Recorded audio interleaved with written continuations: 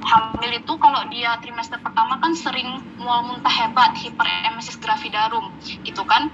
Nah, kontraksi muntahan yang berlebihan itu dia nanti menyebabkan ruptur. Jadi antara esofagus dan gasternya gitu kan, di sininya tuh pecah, berdarah lah dia jadinya. Itu Mallory Weiss tear. Ataupun kalau ada keganasan, biasalah kalau keganasan berarti kan di situ banyak pembuluh darah baru, jadi dia gampang pecah, akhirnya gampang berdarah. Itu kalau dia yang non-variseal. Sementara kalau dia PSMBB, dia itu lebih bervariasi penyebabnya, tapi segala struktur yang terjadi itu bisa menyebabkan PSMBB. Contohnya polip. Polip itu berarti di lumen ususnya terbentuk kantong gitu kan. Kemudian di vertikula, kantongnya ke dalam. Kalau polip misalnya ini usus gitu kan, polip itu dia keluar benjolannya. Kalau dia di vertikula, dia masuk ke dalam kantongnya. Ini polip, ini di vertikula. Nanti kalian belajar di bedah. Habis itu hemoroid itu wasir ambeien. Jadi dia BAB-nya darah menetes. Ini juga belajar di bedah. Terus IBD ini inflammatory bowel disease. Dia nanti ada 2 macam. Nanti kita bahas agak belakang. Dia ada yang Crohn's disease, ada yang ulcerative colitis. Yang ulcerative colitis itu yang paling sering buat PSMBB, BAB, darah merah segar. CA kolon sama colitis, segala peradangan daripada usus besar gitu. Nah, terapinya pun akan berbeda antara yang PSMBA sama yang PSMBB. Jadi kalau dia yang PSMBA itu biasanya tuh berdarahnya masif, hebat, banyak gitu. Jadi dia lebih gawat darurat dibanding yang PSMBB. Yang PSMBB ini bisa juga sih berat darahnya, tapi dia agak jarang. Lebih sering itu yang PSMBA yang lebih gawat. Jadi kalau PSMBA, dia pertama itu tata laksananya adalah VIDA ini. Nanti kalian belajar juga di bedah.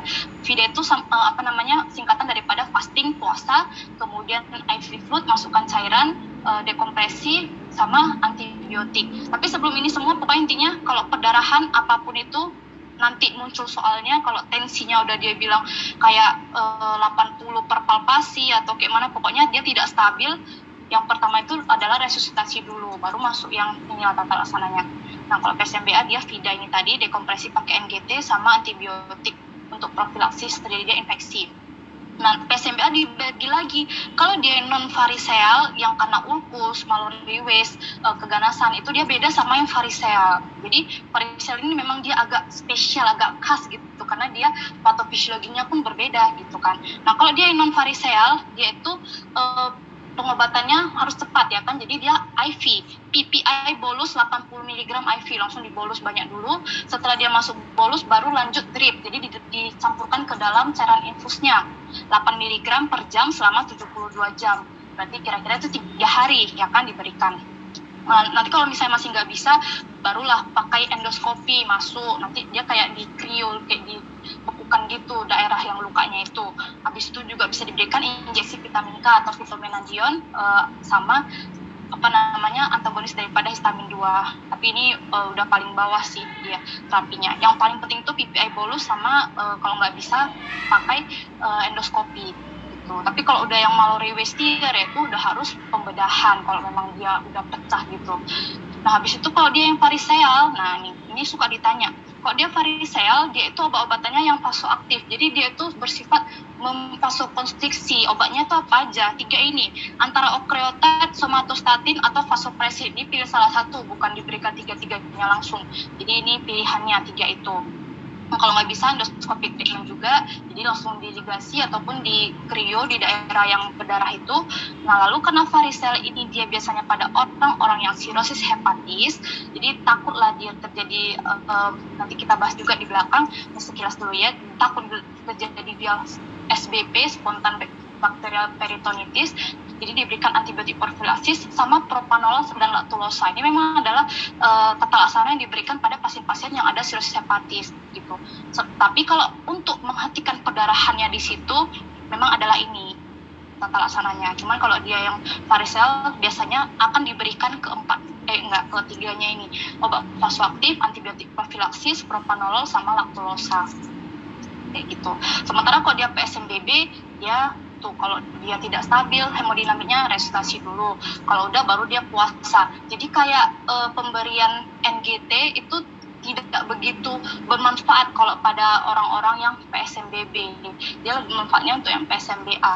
Habis itu dilakukan transfusi, kalau dia HB terlalu rendah biasanya di bawah 7 kalau untuk transfusi, atau yang kalau ada gangguan hemodinamik boleh juga diberikan sesuai indikasi. Sama terapi khusus sesuai etiologinya masing-masing biasanya kalau untuk IBD karena untuk PSMBB karena dia sangat bervariasi etiologinya. Kayak gitu. Oke. Nah, ini salah satu ini tambahan juga penyebab PSMBB. Ya kan, jadi dia ini ada namanya colitis pseudomembran atau pseudomembran colitis, sama aja. Dia itu adalah peradangan daripada usus besar yang disebabkan oleh Clostridium difficile. Gitu.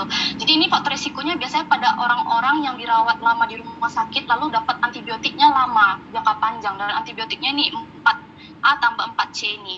Ampicillin, Clinda, cephalosporin, coamoxiclav, sama ciprofloxacin. Tapi yang paling sering menyebabkan colitis pseudomembran ini adalah yang clindamycin. Clinda, ini yang paling sering. Jadi nanti dia akan terjadi diare berdarah biasanya, ataupun PSMBB. Jadi dia berdarah, habis itu nyeri perut hebat, dan dia demam. Nah, untuk terapinya kayak mana? Dia biasanya bisa diberikan metronidazole ataupun vancomycin. Ditengok keadaannya, apakah dia masih sadar ataupun tidak sadar. Kalau dia masih sadar, berarti boleh diberikan oral. Kalau tidak sadar, pasti harus masukkan yang IV gitu kan. Kalau dia masih sadar, pilihan pertama itu tak adalah metronidazole 3 kali 500 mg. Atau kalau dia nggak bisa, baru pakai vancomycin. Tapi kalau tidak sadar, dia masukkan dua-duanya, vancomycin sama metronidazole biasanya. Ini jarang sih sampai ditanya dosisnya, biasanya itu tata laksananya. Jadi PMC, Clostridium difficile, paling sering clindamycin, dan ininya metronidazole. Kayak gitu. Oke. Sip, sejauh ini ada yang mau ditanya?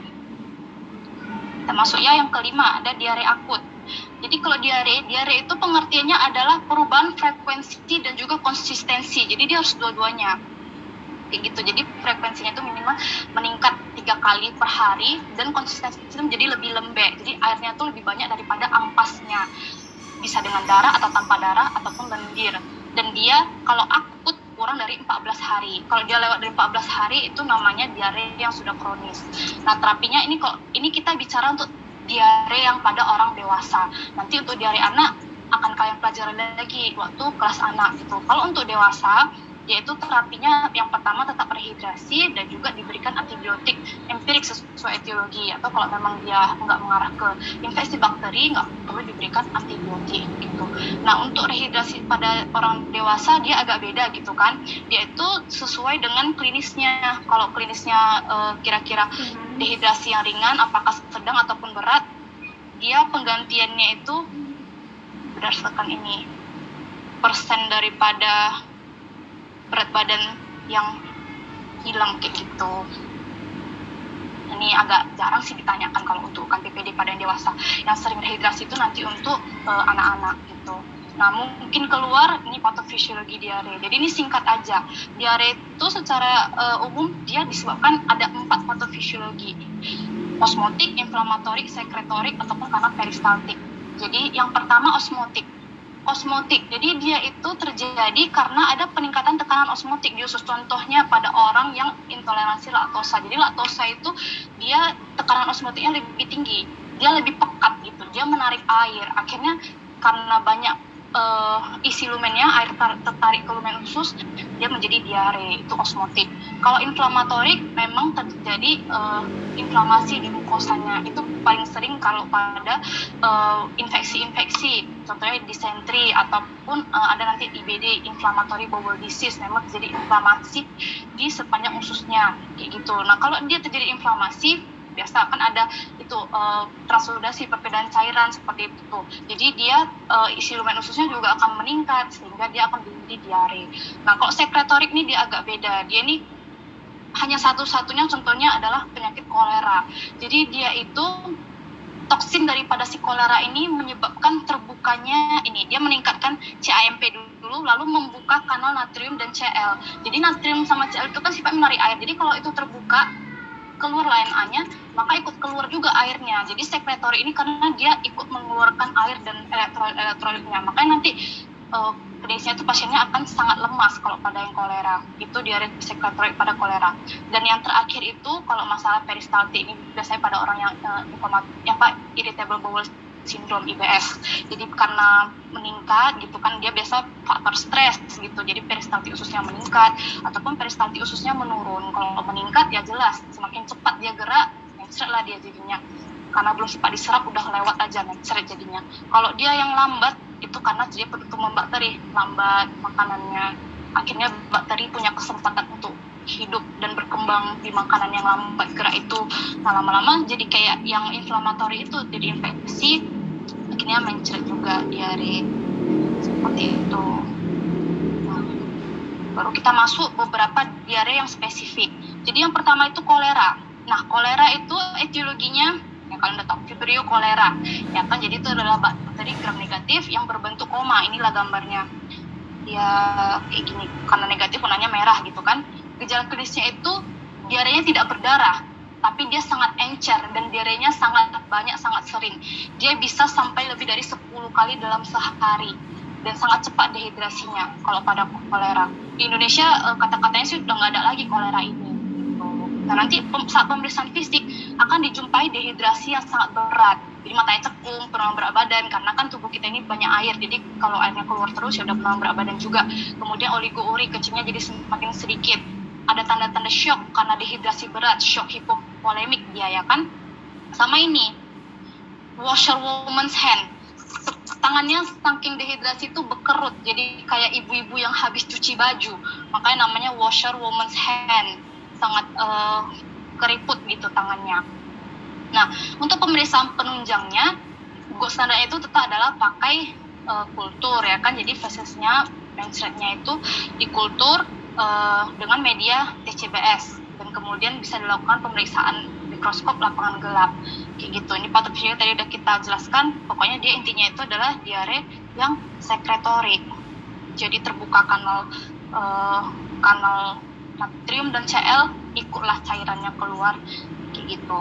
Nah, untuk terapinya pertama rehidrasi cepat ya kan, karena dehidrasinya sangat cepat terjadi. Habis itu kalau anak-anak ini diberikan zinc kurang dari 6 bulan 10 mg, di atas 6 bulan dikasih 20 mg sama 10 hari, dan antibiotik. Pilihannya itu kalau untuk dewasa tetap golongan tetrasiklin. Jadi diberikan 1 hari sampai 3 hari. Kok tetrasiklin 4 kali 500 3 hari, doxy 300 ml single dose. Kalau dia enggak ada, baru pilihannya itu makrolid. Azithromycin itu single dose 1 gram, erythromycin 4 kali 500 3 hari. Pokoknya pengobatan untuk kolera ini 1 sampai 3 hari, apakah single dose ataupun 3 hari gitu. Kalau untuk anak-anak beda. Kalau dia kurang dari 8 tahun nggak boleh diberikan yang tetrasiklinan. Karena dia mengganggu nanti diskolarisasi daripada giginya, jadi kuning giginya nanti, jadi nggak boleh. Kalau dia kurang dari 8 tahun dikasih yang makrolid, jadi yang azithromycin ataupun erythromycin.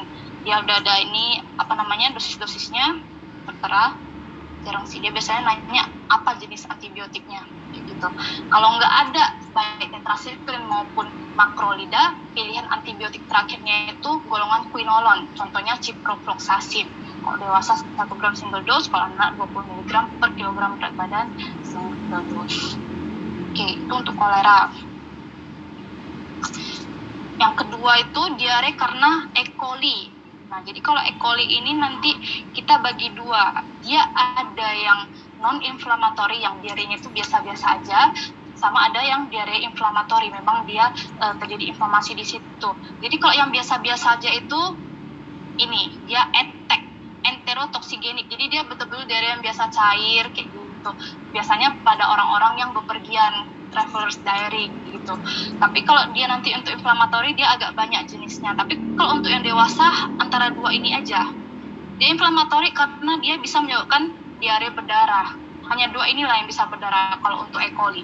ETEC nggak mungkin berdarah kayak gitu. Jadi kalau yang berdarah ini yang khas itu yang EHEC, yang enterohemorrhagic. Karena enterohemorrhagic ini bisa berkomplikasi menjadi hemolytic uremic syndrome. Jadi nanti buang air kecilnya itu bercampur darah sehingga dia warnanya jadi gelap. Kemudian dia penurunan kesadaran. Sama dia bisa colitis hemoragi. Belum makanya BAB-nya pun jadi berdarah. diarenya berdarah. Kalau yang EA, EC enteroagregatif sama EPEC enteropatogenik itu pada anak-anak, dia bukan pada dewasa. Jadi kalau EAC biasa pada anak dengan HIV, kalau yang EPEC itu biasanya pada anak-anak yang baru dilepas dari ASI ibunya. Untuk pemeriksaan penunjang tetap kultur feses, dan untuk terapinya kalau E. coli dia itu first line-nya adalah cotrimoxazole. Biasanya kalau dia dewasa bisa diberikan 2 kali 960 mg. Jadi cotrimoxazole ini kan dia gabungan antara trimethoprim dan sulfametosazole TMP SMX gitu kan. Nah ini nanti dia yang 800/160 itu dia obatnya, makanya dia 960 mg nanti. Kalau anak-anak nanti sesuai usianya lagi, kalau dia kecil 120, kalau dia agak besar sedikit 140, kalau dia udah menuju mau remaja 480 mg.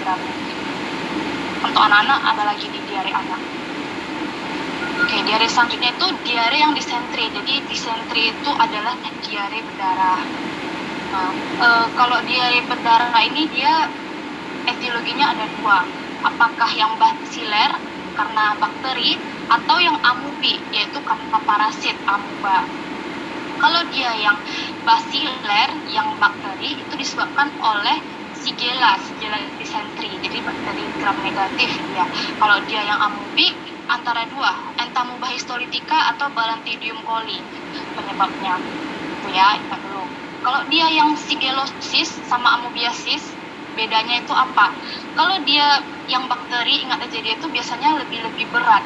Jadi BAB-nya lebih sering, kemudian anaknya tuh lebih toksik, orangnya tuh lebih toksik, maksudnya nampak lebih sakit gitu, dan dehidrasinya itu lebih banyak. Itu kalau yang basiler, yang oleh Shigella. Dan demamnya juga biasanya tuh lebih tinggi dibanding yang disebabkan oleh karena amuba.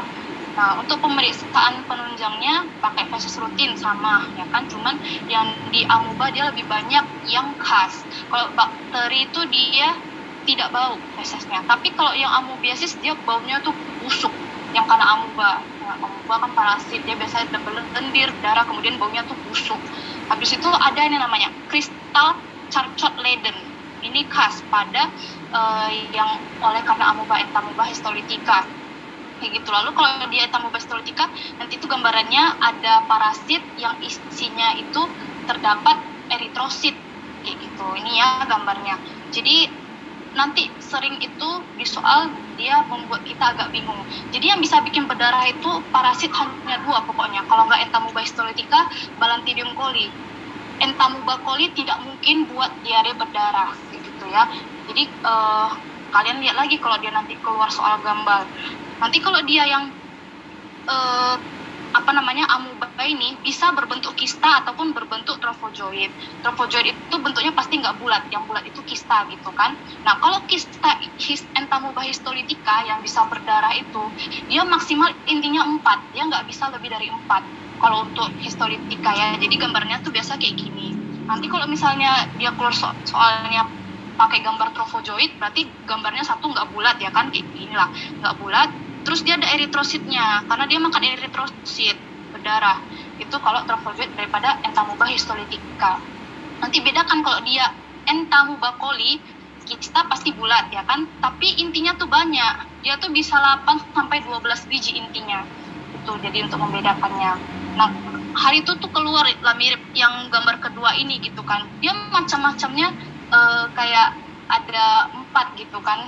Jadi mengecoh gitu, kita kira itu adalah Entamuba histolytica, padahal bukan. Kalian baca lagi klinisnya kayak mana. Pokoknya kalau Entamuba coli itu dia pasti tidak membuat diare berdarah. Yang diare berdarah itu yang Entamuba histolytica gitu ya.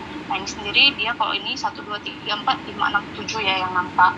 Trofozoidnya Entamuba coli ya dia tidak makan eritrosit, jadi nggak ada eritrositnya kayak gitu. Nah terus untuk yang disentri oleh karena amuba, yang oleh karena Entamuba histolytica, dia itu nanti bisa menyebabkan komplikasi. Jadi udah selesai pun diarenya, dia bisa berkomplikasi. Amubanya itu bisa pindah ke hepar. Nanti dia akan menyebabkan abses hepar yang amubi. Gitu.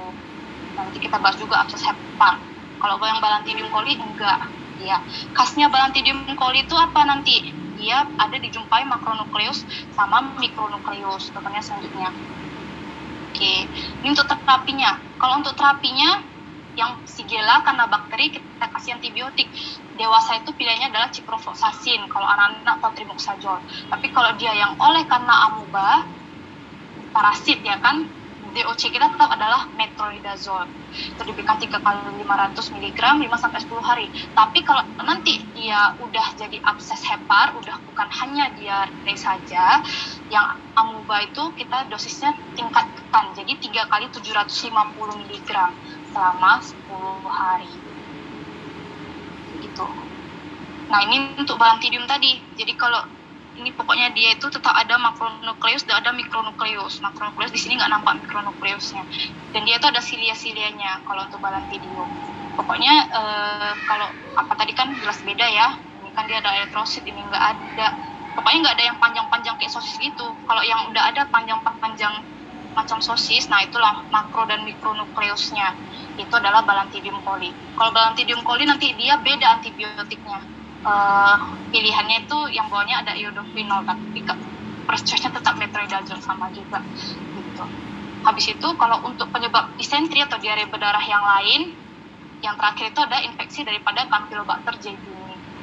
Jadi ini adalah bakteri juga, terus dia itu sering nyeri perut kanan bawah, jadi sering terjadi dengan appendicitis. Dan Campylobacter jejuni ini salah satu penyebab daripada GBS. Di GBS nanti kan di neuro kemarin udah belajar ya kan sama Kak Tania. Kalau GBS dia bisa faktor risikonya apakah dari saluran nafas atau dari saluran cerna. Kalau saluran cerna ini si Campylobacter jejuni dari riwayat diare berdarah. Nah, ini terapinya quinolone, contohnya ciprofloxacin ataupun azithromycin. Oke, itu diare. Coba ya, responsi. Kalau dia yang kolera tadi, gambaran diarenya seperti apa? Cucian beras, Kak. Ya, seperti air cucian beras. Tangan orangnya itu namanya? Washwoman hand. Washerwoman. Pak ya, washerwoman's hand ya. Oke, kalau terapi untuk amoebiasis kita berikan metronidazole dengan dosis 3 kali ya, betul 3 kali 500 mg. Kode abses 3 kali 750. Yang kistanya nukleusnya maksimal 4 itu Entamoeba histolytica. Ya, Entamoeba histolytica. Oke, sip. Lanjut. Ini abses hepar. Nah, jadi abses hepar itu ya terbentuk abses. Jadi suatu kavitas yang berisi dengan pus ataupun nanah di dalam heparnya. Gejala klinisnya itu apa? Ya, ini ada nyeri perut kanan atas karena hepar itu kan di perut kanan atas. Terus dia demam, mual muntah, bisa kuning, terus. Kemudian biasanya itu di soal dia akan bilang ada riwayat diare yang berdarah atau berlendir sebelumnya. Jadi kalau misalnya dia ada itu, ya kita curiganya jadi abses hepar yang oleh karena kemarinnya pernah infeksi Entamoeba histolytica. Ingat ya, yang bisa bikin abses hepar itu cuma Entamoeba histolytica doang untuk amoeba. Nah, jadi kalau untuk dilakukan pemeriksaan fisik, ya dia akan dijumpai demam, habis itu nyeri tekan kuadran kanan atas, terus yang karena dia ada massa di situ jadi hepatomegali. Dan yang khas itu ini Ludwig sign positif, dia lebih jelas kelihatan kalau dia yang abses heparnya yang amoeba. Nanti kita bahas, dia ada 2 jenis, ada yang pyogeni, ada yang amoeba. Dia lebih jelas nampak yang di amoeba. Jadi dia itu di sela iga ke-6, kalau misalnya ditekan, disitulah dia lokasi paling sering terjadi abses hepar yang amoeba gitu. Dia di lobus kanan, ditekan di situ terasanya sakit gitu. Itu Ludwig sign positif, tapi agak sulit sebenarnya menemukan Ludwig sign itu di dalam praktek klinis sehari-hari. Oke, nah jadi untuk pemeriksaan penunjangnya itu kalau abses hepar, pertama kita lakukan USG liver. Jadi kalau USG itu nanti akan dijumpai gambaran yang hipoekoi karena isinya kan pus. cairan. Jadi dia akan tampak sedikit lebih hitam, dia nggak abu-abu gitu di heparnya. Lalu bisa dilakukan juga CT scan. CT scan-nya pun gitu, hipodense dia gambarannya. Lalu kalau dia yang jenis pyogenik, nanti dia biasanya itu bersekat. Nanti kita bahas perbedaannya. Lalu gold standarnya itu tak adalah melakukan aspirasi daripada cairan absesnya lalu dikultur. Tumbuhnya apa? Kalau emang tumbuhnya bakteri berarti ya udah pyogenik. Kalau tumbuhnya dia adalah amuba berarti yang amubi. Gitu. Gold standarnya tetap aspirasi cairan abses, tapi itu jarang dilakukan, biasanya dari USG dulu. Nah, untuk jenisnya dia itu ada dua, ada yang pyogenik, ada yang amubik. Jadi kalau yang pyogenik itu dia disebabkan oleh bakteri. Kemarin belajar kulit ya kan, pyoderma itu kan disebabkan oleh bakteri. Ini abses hepar yang pyogenik disebabkan oleh bakteri. Bakterinya apa? Ya bisa apa aja, Staphylococcus bisa, E. coli pun bisa, bakteri dia. Nah, nanti dia itu biasanya jumlahnya multiple, tapi kecil-kecil kalau yang pyogenik. Dan dia itu, kalaupun satu, nanti dia itu kayak ada sekat-sekatnya gitu kalau dia yang pyogenik. Intinya dia jadi nampak banyak lah kalau pyogenik. Sementara kalau amubik, dia biasanya itu lebih besar, tapi hanya satu, dan dia bagus bulat satu gitu aja. Itu kalau dia yang amubik. Lalu kalau dia lokasinya, semua lobus, mau lobus kanan mau lobus kiri bisa pada yang pyogenik. Tapi kalau yang amubik dia paling sering itu pada lobus kanan. Makanya Ludwig sign-nya itu lebih sering nampak pada yang abses hepar yang amubik kayak gitu. Lalu ini gambarannya tadi. Kalau dia yang pyogenik, inilah yang gambaran hipodense-nya tadi, hipoekoidnya. Dia itu agak sedikit lebih hitam, tapi nggak sepenuhnya hitam karena dia bukan udara, dia masih ada pus cairan di dalam situ gitu kan. Kalau di CT scan, nah ini dia nampak bersekat-sekat ini yang pyogenik gitu. Tapi kalau dia yang amubik, nah dia biasanya tuh satu aja bagus gitu, bulat, hipoekoid. Nanti kalau yang amubik dia biasanya itu pasti akan ada sebut riwayat BAB, diare, berdarah ataupun berlendir sebelumnya. Ataupun seringnya itu kalau di Medan ini orang yang minum tua, kemudian hygiene-nya buruk. Lalu dia terapinya beda antara yang pyogenik sama amubik ini. Kalau yang pyogenik, yang bakteri, dia wajib di drainase, wajib ditarik isi pusnya itu. Tapi kalau yang amubik enggak. Nah, jadi kalau pyogenik itu dia drainase tambah antibiotik IV. Antibiotiknya ya antibiotik ceftriaxone, levofloxacin, ampicillin yang berspektrum dia selama 10-14 hari. Tapi kalau amubik, first line-nya itu adalah antibiotik dulu. Jadi itu tadi yang kita bilang, metronidazole 3 kali 750 mg 7-10 hari kayak gitu. Kalau dia enggak mempan atau terlalu besar dia absesnya, baru tidak bisa pakai obat-obatan lagi, baru dia ada indikasi untuk dilakukan aspirasi ataupun drainase kayak gitu. Tapi kalau selama belum ada kayak gitu, pertama pokoknya antibiotik dulu kalau untuk yang amubik. Jadi ini metronidazole 3 kali 750 mg 7-10 hari. Boleh tambah paramomisin. Paramomisin ini apa? Jadi dia untuk memastikan bahwasanya udah betul-betul clear di ususnya itu nggak ada lagi entamuba histolitika gitu. Siapa tahu takutnya masih ada sisa-sisa, nanti balik lagi absesnya gitu. Nah, ini ada indikasi tindakannya, kapan abses yang amubik itu dilakukan tindakan. Jadi pokoknya kalau dia masih kecil ataupun agak besar tapi orangnya masih baik-baik aja, biasa pakai antibiotik udah bisa gitu. Tapi kalau dia absesnya udah terlalu besar, terus dicoba kasih antibiotik 5-7 hari enggak mempan juga, tetap klinisnya buruk kayak gitu, maka dia dilakukan aspirasi ataupun drainase, atau kalau parah-parahnya dibuka di laparotomi atau pakai laparoskopi gitu. Oke. Ada mau ditanya? Ini sampai ini untuk infeksinya, diare sampai abses hepar. Ada sejauh ini? Nanya di chat pun boleh, nanya ini juga boleh.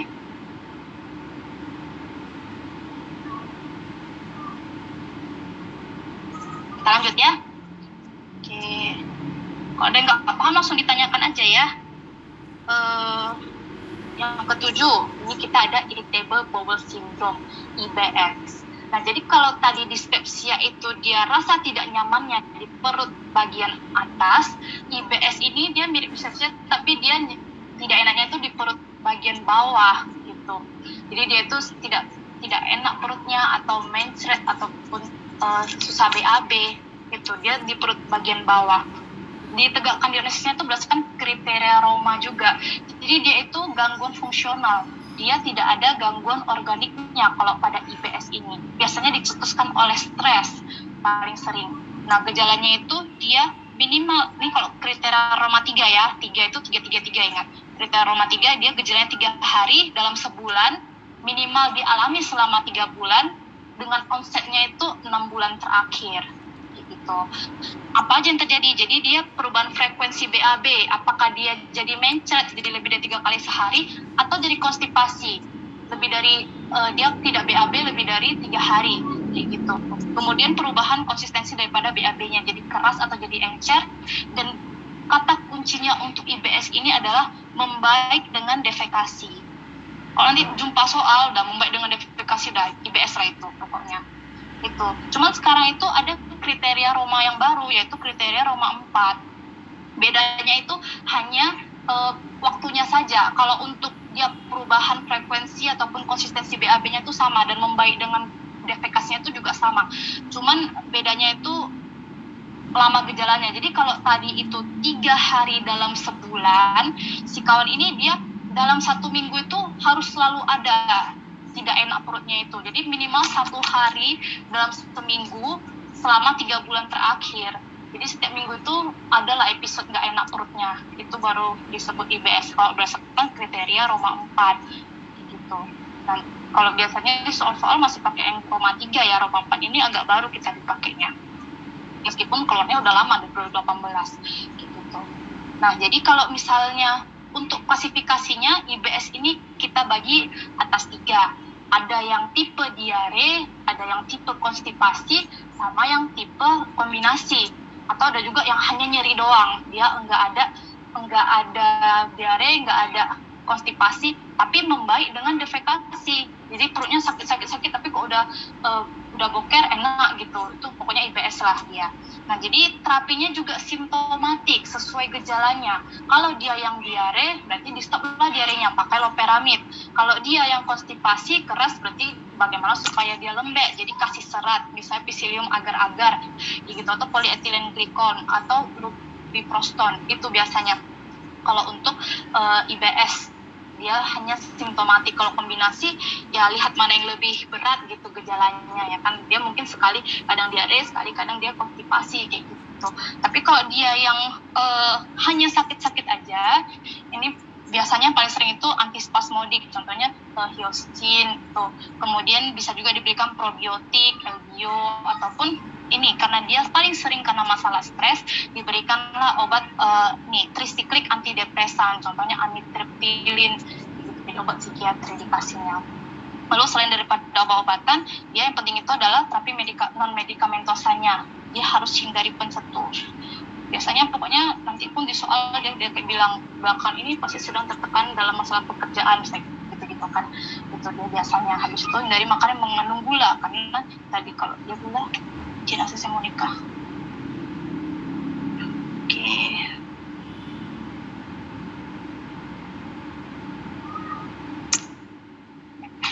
Selamat datang Monica. Sip. Nah, makanan mengandung gula, jadi kok mengandung gula banyak, ya udah dia menarik air, di mencret labik biasa kalau pada orang yang mencret. Ini untuk IBS. Ini dia dalam masalah fungsional, paling sering oleh karena stres, akan enak setelah BAB. Ya. Oke. Nih, dia agak mirip kata-katanya kan. IBS tadi, ini IBD. Jangan terbalik-balik. Yang tadi itu irritable, inilah baru inflammatory. Ini baru inflamasi IBD, inflammatory bowel disease. Jadi inflamasi yang kronis di sepanjang saluran cerna, itu adalah IBD. Ini nggak kompetensi dokter umum sih, dia kompetensi 2A. Dan jenisnya ada 2, ada yang Crohn disease, ada yang ulcerative colitis. Kalau UKM PPD itu dia sering nanya pembedanya antara kedua ini. Kayak gitu, nih banyak kata-kata kuncinya kalau untuk Crohn disease sama ulcerative colitis. Jadi yang pertama, mulai dari lokasinya dulu. Jadi saluran cerna itu kan panjang dari mulut sampai dengan anus. Kalau Crohn disease, dia itu bisa terjadi di mana aja. Dari mulut sampai anus itu bisa terjadi. Tapi dia tidak sepanjang mulut sampai anus itu inflamasinya. Jadi misalnya di esophagus, habis itu ada lagi di ileum terminal, habis itu ada lagi di colon descendant kayak gitu misalnya. Jadi dia ada skip-skipnya gitu, sehingga namanya disebut dengan skip lesions itu pada Crohn disease. Ini gambarnya. Nah, jadi nanti kadang di sini, habis itu di sini, terus di sini. Jadi dia berskip-skip kayak gitu, skip lesion. Paling sering itu di ileum terminal. Di sinilah dia paling sering terjadinya Crohn disease. Sementara kalau dia yang ulcerative colitis, namanya aja udah colitis gitu kan, dia pasti kenanya itu dari kolon dulu, dan dia pasti mulai dari rektum. Nggak mungkin ulcerative colitis rektumnya nggak kena. Dia pasti mulai dari rektum dulu, baru naik ke atas terus sampai inilah ujung daripada ileum terminal gitu. Nah, sehingga di sini kan terjadi inflamasi kayak gitu kan. Jadi di ileum terminalnya ini pun terjadi sedikit peradangan gitu, sehingga disebut dengan backwash ileitis, karena terkena inflamasi dari belakangnya gitu kan, terkena inflamasi dari belakang, makanya namanya backwash ileitis gitu. Di ileumnya pun jadi ikut inflamasi. Itu pada ulcerative colitis. Tapi pokoknya dia pasti lesinya itu kontinu kalau untuk ulcerative colitis. Itu pembeda pertama. Habis itu pembeda kedua, kedalamannya. Jadi kalau lumen daripada usus itu, bukan lumen, lapisan usus itu dia kan berlapis-lapis dari mukosa, submukosa, terus muskularis, interna, eksterna, serosa gitu kan. Kalau dia Crohn disease, dia itu inflamasinya sampai ke dalam, sampai ke lapisan ototnya kena gitu. Sementara kalau ulcerative colitis, dia itu kenanya hanya di atas aja, jadi dia di mukosa sampai submukosa lah paling jauh, dia nggak akan kena sampai ke ototnya kalau untuk ulcerative colitis. Terus gejala klinisnya juga akan berbeda. Kalau dia Crohn, dia dari atas sampai bawah gitu kan, jadi kadang gejalanya itu agak kurang khas. Biasa kalau ada diare pun hanya diare berulang lama kronis di atas 14 hari tadi, kemudian bisa turun berat badan, kadang bisa anemia, kemudian nyeri abdomen kanan, karena dia seringnya itu di terminal ileum. Terminal ileum itu kan dia di dekat yang appendix itu kan, jadi dia seringnya nyeri abdomen kanan bawah. Bedanya kalau ulcerative colitis, karena dia itu kenanya pas di rektum dulu baru di kolon gitu kan, nah dia itu biasa diarenya itu ada sedikit bercampur darah. Jadi dia biasanya diare berdarah yang kronis. Terus karena dia kena di rektum dulu, dia jadi sering tenesmus. Tenesmus itu kayak rasa nggak nyaman, kayak asik pengen boker terus, kayak gitu, nggak enak lah pokoknya rasanya. Terus habis itu nyerinya itu sering di abdomen kiri bawah. Itu beda gejala klinisnya. Habis itu nih untuk gambaran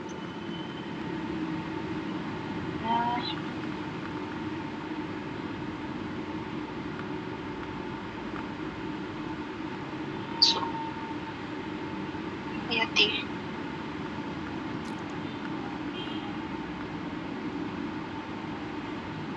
Oke, masuk.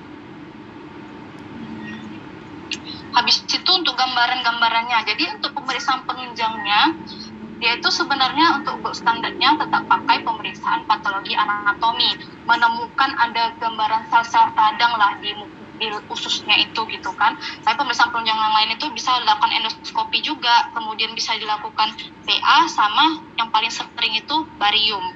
3 inilah yang paling sering kalau untuk Crohn disease, untuk IBD, inflammatory bowel disease. Nah, kalau dia yang Crohn disease, yang khas itu dia dijumpai ada ini, dia macam sariawan, aptos di mukosa daripada ususnya itu, ataupun dia struktur yang terkena. Habis itu gambaran cobblestone, jadi dia macam berbenjol-benjol rame banyak inilah, ini semua cobblestone ini yang benjol-benjol banyak ini. Nah, terus yang benjol-benjol banyak ini, dia itu kan terjadi inflamasi. Jadi, dan karena kedalamannya itu tadi yang aku bilang sampai ke otot, sampai ke bawah, dia itu sering terjadi fisura, jadi dia luka sampai ke dalam, kayak ada paret gitu nanti terbentuk di Crohn disease. Sementara kalau dia di ulcerative colitis, nah dia biasanya itu peradangan ya kan, colitis, dia nampak ada ulkus-ulkus yang banyak gitu di sepanjang mukosanya, dan dia hanya di mukosa, hanya di permukaan aja nampaknya. Lalu dia ini dijumpai seperti ada polip, dia pseudopolip karena dia bukan polip yang sesungguhnya. kayak gitu. Lalu kalau untuk gambaran PA, nah ini hafal aja. Ini ingat, dia kan kalau Crohn disease bentuknya itu cobblestone, bulat-bulat kayak gitu banyak kan. Jadi gambaran PA-nya itu ya udah sesuai itu, karena dia bulat-bulat, isinya itu granuloma di dalam bulat-bulatan itu. Nah ini granuloma, kayak ginilah dia nanti sel-sel radangnya. Sementara kalau dia yang ulcerative colitis, dia itu di kelenjarnya, jadi kan kalau usus itu mukosanya itu isinya kelenjar lah gitu kan. Nah kelenjarnya itu yang terjadi inflamasi, namanya abses crypta. Itu kalau ulcerative colitis. Gampangnya sih hafal yang Crohn-nya aja, karena cobblestone bulat, isinya granuloma bulat juga gitu. Jadi yang abses crypta berarti si ulcerative colitis gitu. Itu ya, ini gambaran PA. Terus habis itu gambaran barium. Nah ini dia seperti merepresentasikan gambaran endoskopi tadi, cuman ini pakai kontras. Jadi dia sebenarnya barium ini adalah orangnya dikasih minum kontras barium ini, ataupun kalau dia yang di usus bisa pakai enema, jadi disuntikan dari duburnya kontrasnya itu. Setelah masuk difoto lah dia, ditengok bagaimana penampakan saluran cernanya dari ceplaan kontrasnya itu. Nah kalau dia yang Crohn sama dia nampak aphthous ulcer, terus cobblestone appearance, pokoknya cobblestone itu punyanya si Crohn lah gitu ya. Terus nah ini kalau dia cobblestone-nya udah terlalu besar, jadi kayak betul-betul udah berdempet-dempetan gitu bulat-bulatannya, berarti lumen ususnya ya kan jadi sempit gitu kan, sehingga pas dilakukan barium dia nampaknya ini string sign ini kayak cuman jalan kecil sempit gitu, karena udah banyak cobblestone-nya di samping-sampingnya gitu. Terus kalau Crohn disease ini karena tadi dia inflamasinya sampai ke otot-otot, sampai ke dalam, dia tuh bisa terbentuk hubungan dengan bagian usus yang sebelahnya. Nah, jadi fistula gitu dia ini ya kalau pada Crohn. Tapi kalau dia ulcerative colitis, nah ini dia kan kenanya itu di mukosa, di atas-atas aja. Jadi dia itu nanti gambaran khasnya nih, collar button ulcer. Dia itu di pinggir-pinggirnya, di mukosanya itu kayak ya inflamasi-inflamasi, jadi kayak ini, apa ya, collar button ini, kayak kenop pintu gitu, kayak kenop pintu gambarannya. Terus dia nampak kayak ada dua dinding gitu, double stacking, itu pada ulcerative colitis. Habis itu pseudopolip, sama tadi kayak di endoskopi juga. Sama lama-lama kalau udah terlalu lama inflamasi ulcerative colitisnya itu, bahkan dia enggak nampak kenop-kenopnya ini lagi, dia jadi rata semuanya. Sehingga kalau dia udah rata, harusnya kolon itu kan ada haustra-haustranya, ada gelembung-gelembungnya kayak gini kan kalau dilihat. Dia saking karena udah lamanya inflamasi, hilanglah gelembung-gelembungnya itu. Jadi dia lurus aja, seperti pipa air, lead pipe kolon gitu. Tampak lurus aja dia kolonnya. Gitu ya, ini gambarannya. Nah, itulah yang paling sering. Jadi gambar endoskopi, PA, sama bariumnya.